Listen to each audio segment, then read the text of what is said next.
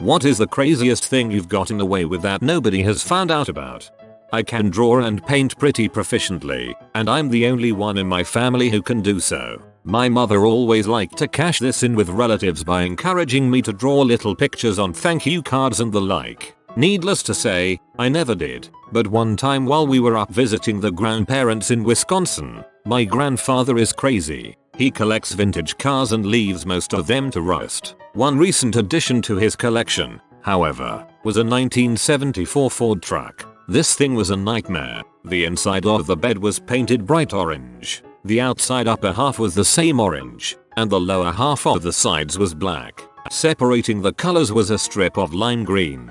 The inside upholstery was fake orange velvet. The brakes hardly worked, and the horn was operated by pulling a string connected to an air pressure horn under the hood. My dear old grandfather decided to go all out and adorn the whole thing with tigers, in honor of his old high school mascot. I, being the resident artist, was coerced into painting 3 tiger heads on orange boards that he planned to stick on the sides of the car. I was not too happy about contributing to this horrendous farce of an automobile. The first 2 tigers I painted as best I could. They looked passably like jungle cats looking perturbed hanging on the side of a car. The third, however, I gave derp eyes. Everything else was fine, but the eyes were pointing in no way the same direction. I proudly presented the 3 feline likenesses to my grandfather, who put them on the sides and front of the car. Several other relatives gathered and commented over how good of an artist I was. Not a single one of them commented or pointed out the blatantly retarded looking tiger that I had done.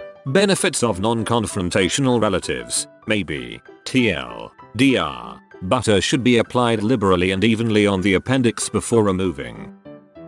I was a sophomore in high school in weight training class. The night before, we had no food, so I whipped up some waffle mix and dusted off the waffle iron and made waffles. Fast forward to weight training, me and my buddy were running a lap before class. We started jumping in the air and farting. While midair, I let loose this shotgun blast fart, and even some of the Mexican kids next to us were like dang. So I go to weight training and this girl wants me to sit on her feet so she could do sit-ups. I agreed, and while sitting there, I smelled some nasty crap smell. It was gross. She liked to talk about weird stuff, about how she liked to poop. I figured she farted while doing a crunch. End of class, we go to change. I had just switched from boxer to box briefs because the laps before class would give me wedgies. Brand new underwear. First time I had worn them. They were supposed to be grey, but they looked camouflage. There was green baby crap everywhere in my pants. It was everywhere.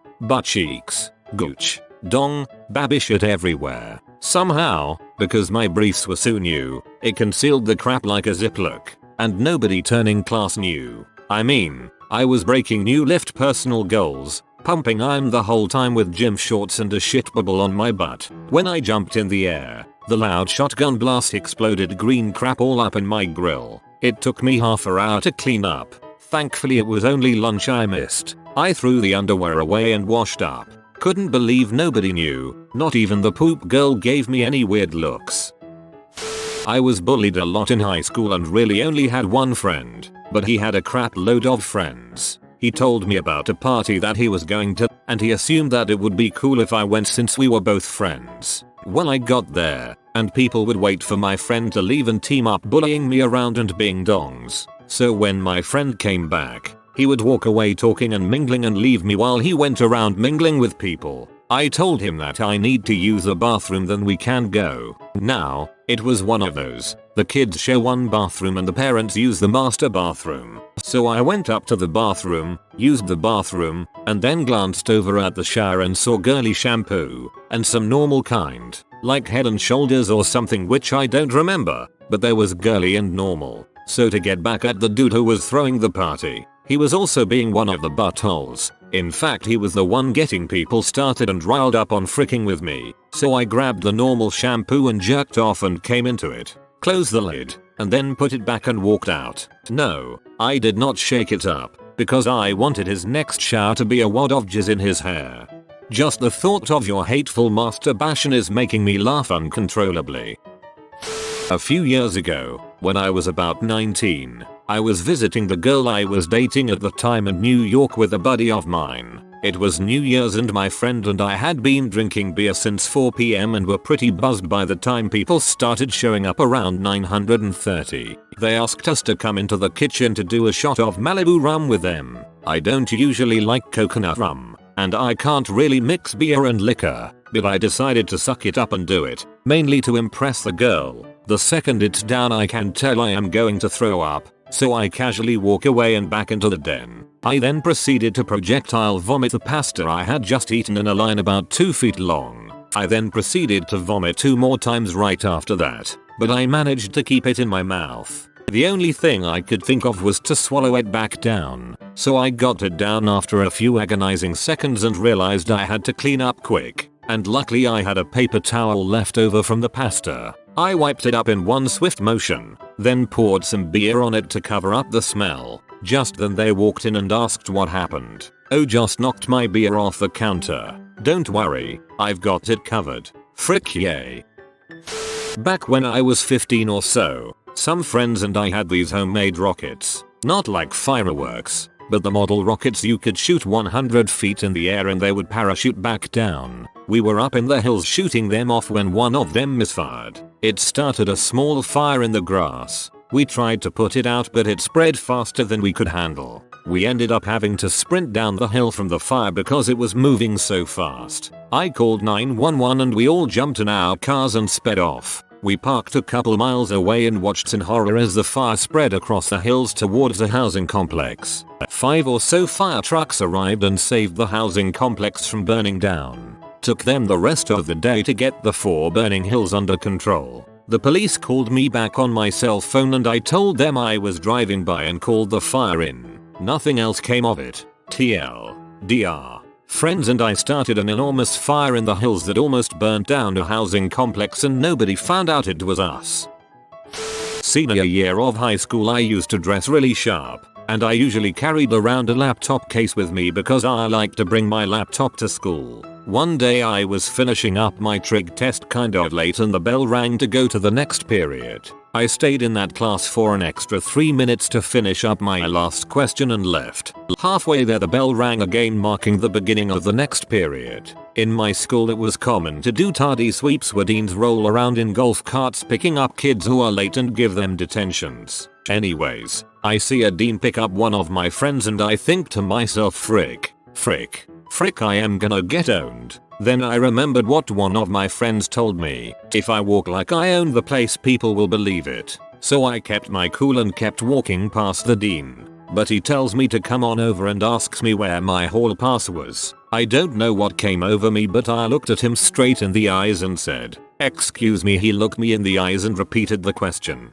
"Where is your hall pass?" I looked at him with the straightest face possible, chuckled a little, and said, "Oh, I'm a computer technician. I'm going to portable 118 to go fix a computer right now." He looked at me for 4 seconds and said, "Oh, I'm sorry. I mistook you for a student." Then I said, "It's okay, it happens all the time," and I left. All the while my friend was sitting in the golf cart with his mouth wide open. I kept walking to class and another dean in a golf cart asked me for my hall pass. So I told her I was a computer technician too. I was on a fire at that point, trying to contain my laughter. Anyways, I get inside of the classroom, laugh pretty hard, and everyone looks at me. Obviously I'm late and the teacher, noticing that I am late, asked me where my pass was. I was on a roll at this point so I had to keep going. I told her that I wasn't late and sat down. 10-20 minutes into class my friend who was sitting in the golf cart walks in and shakes my hand. We have a good laugh and play it all cool. TLDR. Monkey shoots on hand, throws it at your face.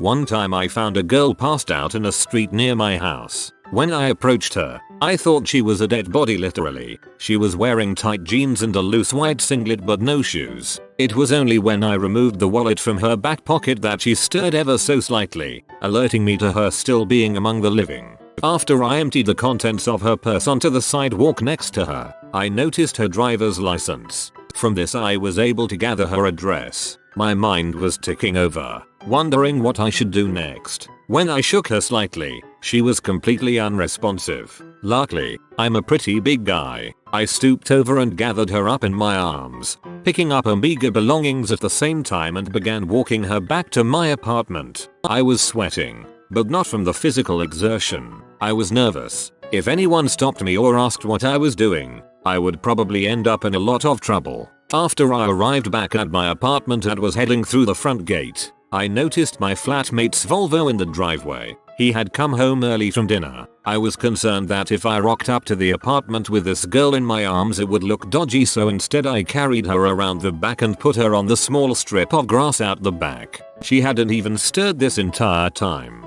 I ran upstairs as fast as I could and grabbed my car keys. I knew now what I had to do. After getting back to her, still as a lamb, I only noticed now in the dim light from the porch how young she actually was. 20 at the most. Very pretty. I picked her back up, stowing all her belongings in my coat jacket and walked her around to my car, putting her in the back seat. I then drove her back to her house, taking her out of my car and putting her on the porch next to the front door. There was TV noise inside, so someone must have been home. I rang the doorbell and left.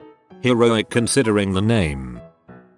1. Literally stole almost everything I own from age 10-16. Everything from toys to small electronics to CDs to pirated software. I cashed the checks from pirated software sales at local currency exchanges. I also learned that you cannot be charged with stealing if you do not attempt to walk out with the item. Never got caught. 2. Pee my pants as a freshman in high school waiting for someone to leave an after school event. I thought I could hold it but let it fly and then went to bathroom and dried myself off. Left a big puddle in the hallway. 3. Changed my grade in a teacher's computer when she left the room from a D to a B. If I got caught, I would have been expelled. 4. Stole money from my Spanish teacher's desk from a pouch when she wasn't looking. Used money at local arcade. 5. Killed a class pet pink toe spider by hitting it with a pencil while it was hanging upside down. All its legs fell apart and no one knew why. This was in 5th grade.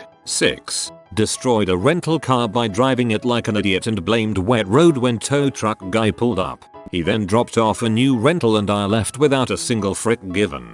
7. Cheated on a final round interview with a very popular tech company where I was asked to solve a complex malloc problem and I said I had to run to the bathroom. Then looked through notes in my pocket while in stall and remembered enough to solve it when I got back. Got the job. I'm not all bad though, but after writing all out, I feel like a complete butthole. I'm totally reformed now with family and kids and quite happy following all laws and rules. From a young age I knew that only 2 people do stupid things. Very dumb people and very curious people.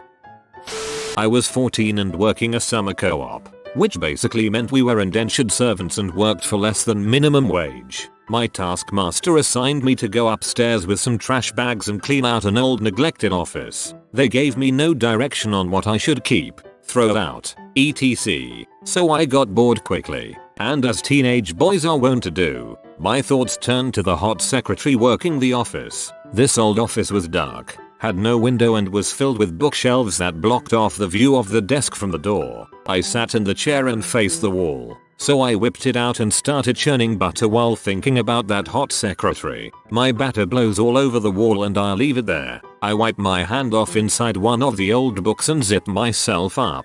30 seconds later, my taskmaster comes upstairs to check on me. All he sees is me standing there in front of the desk sorting through crap. Luckily the walls were white, so I don't think he noticed anything, but I never made an effort to clean it up.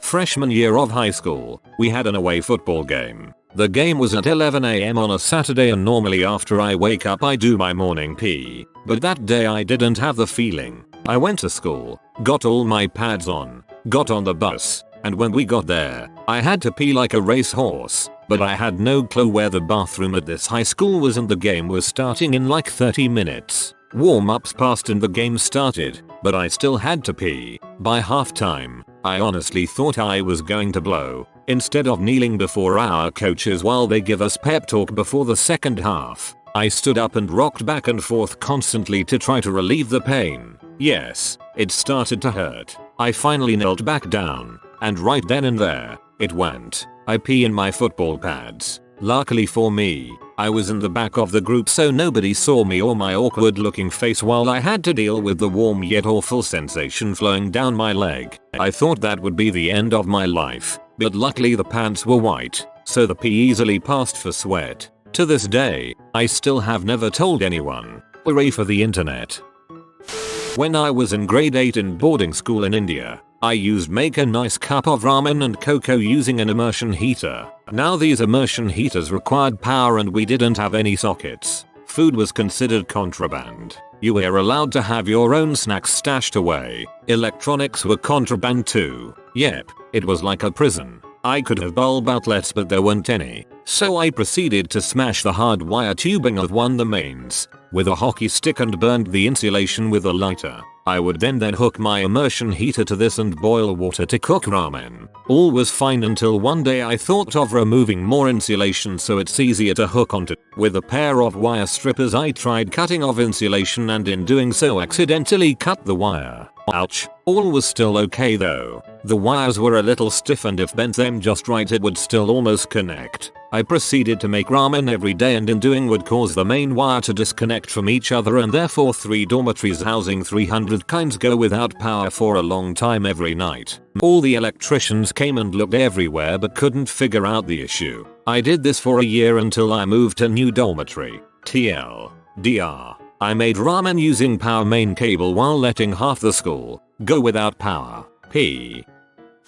When I was 17, my sister and I still lived with my parents. We both parked our cars in the driveway along the side, mine in front of my sister's. This made it difficult for me to back out when I had to leave, cause I didn't want to bother my sister. Anyway, once, it was dark and I was going out, so I started my usual inch forward and back while turning the wheel enough to squeeze out of my parking spot. Near the end, I accidentally bumped my sister's car. It wasn't hard, and we both were driving old shitterboxes so I wasn't too concerned. Then to my horror, I looked out my rearview mirror and saw her car rolling backwards out of the driveway. She forgot to put her parking brake on, or didn't pull it up hard enough. Next scene, I'm running into the street trying to stop a moving car with my bare hands. I managed to get behind it and actually push it enough to stop it from slamming into the tree on my neighbor's yard. Then there I am, yelling for help, because my street is on a downward slope and this car was heavy.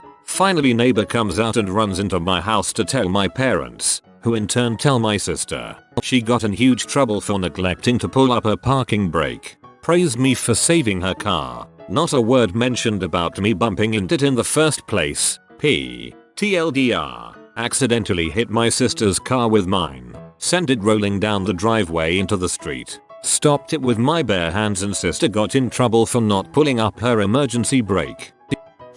Couple of decades back I was underage working at a pizza joint. The assistant manager insisted that I needed a fake ID even though I had never been drunk before. Social misfit. So he gives me his birth certificate and social security card and has me go to the DMV. Yep, I took the test, presented his documentation, got my photo taken and almost signed my own name to the dang thing. I got one letter in and quickly changed it up. Amazing in retrospect and pretty damned stupid in the doing crap that can't really hurt anyone yet put you away for many years category. Ironically, once I had the ID I almost never got carded when buying alcohol. I became the default beer man for my friends in college. Fortunately I am OHH so much wiser now. This isn't like earth-shattering but the way things fell into place when this happened blew my mind. Me and a couple acquaintances, not quite friends being that I had just met these guys, were sitting outside of this apartment where a party we were at was going on smoking cigarettes. I was in mid-sentence with someone when I turned away briefly to flick my butt. As it turned out there was a parked car right in the line of fire with its driver's window just barely cracked. Maybe an inch at the most. Of course my still lit cig butt sails through the narrow gap into the back seat of this car. Now, by this point I am slightly drunk and I would never ever, in my entire fricking life, be able to recreate what just happened if I tried. The people outside with me were all intoxicated as well and I spun around in fear waiting for a drunken uproar. Nobody saw a thing. I felt a third awesome for the featuring and 2/3 like a scumbag. I spent the rest of the night hoping I didn't burn a hole in their backseat. As I was reading through your story, either it would end with the entire interior of the car on fire. Now I am disappointed. When I was about 10, me and my friend got our hands on my older brother's stash of fireworks. We have these trails next to my house, which is basically a small wooded area a little under a block big, surrounded by streets. Well, we have this neighborhood mailman who was quite the butthole, so we decided to take matters into our own hands. We broke open about 7 packs of firecrackers and put all the gunpowder on a brick. We like preventing forest fires, so we used a brick. We then put a wick up to that and about 10 bottle rockets atop the mound of gunpowder. As the mail truck started round the bend, we lit the wick. Loudest thing I've ever heard. Followed by a short series of dinks from the bottle rockets hitting the side of the mail truck. He caught a glimpse of us, but we hid in another set of woods and watched him scour the neighborhood for at least an hour and a half looking for us. TLDR. Nailed a jackass mailman's truck with fireworks when I was about 10. In grade 10, my friend and I were in a theater class. Near the end of the year, my class and another theater class had to move because the theater was going to be used for a rehearsal for some play. The teachers, for lack of anything better to do, decided to just take the 2 classes to the music room and told us to just do whatever for an hour. My friend and I are messing around, and at one point, I did something, I don't remember exactly what, that peed him off a bit. He decided that an appropriate response was to punch me in the nuts. My retaliation was supposed to be dropping my shoulder and checking him into the wall, except apparently the wall was just drywall and then a foot of nothing until concrete. What happened instead was I dropped my shoulder and checked him partially through a wall, leaving a huge hole roughly a foot and a half wide in the drywall. My friend and I exchange a look of oh frick and look for some way to cover it. What we saw was a big poster saying something inspirational which was stuck to the wall with sticky tack. While trying to take down to move it over to cover the hole, we accidentally tore the poster almost completely in half in the process, but still put it over the hole. Somehow, throughout all this, the teachers, who had been sitting at the front of the room talking the whole time, hadn't noticed anything amiss. For the rest of the class, my friend and I sat very quietly on the opposite side of the room from the hole, willing the class to be over. They found out about the hole in the next day or so, but never found out it was my friend and I.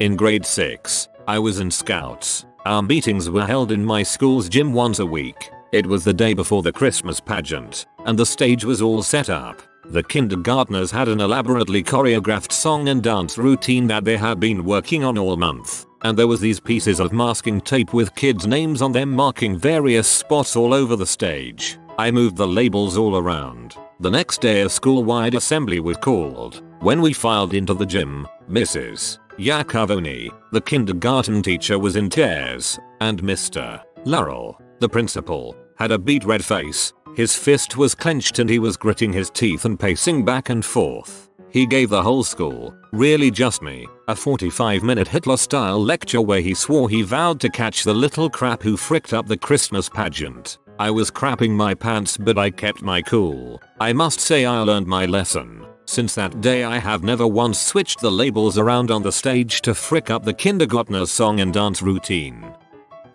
If you are new to the channel, you can subscribe. I publish new videos every day. Until then, check another video.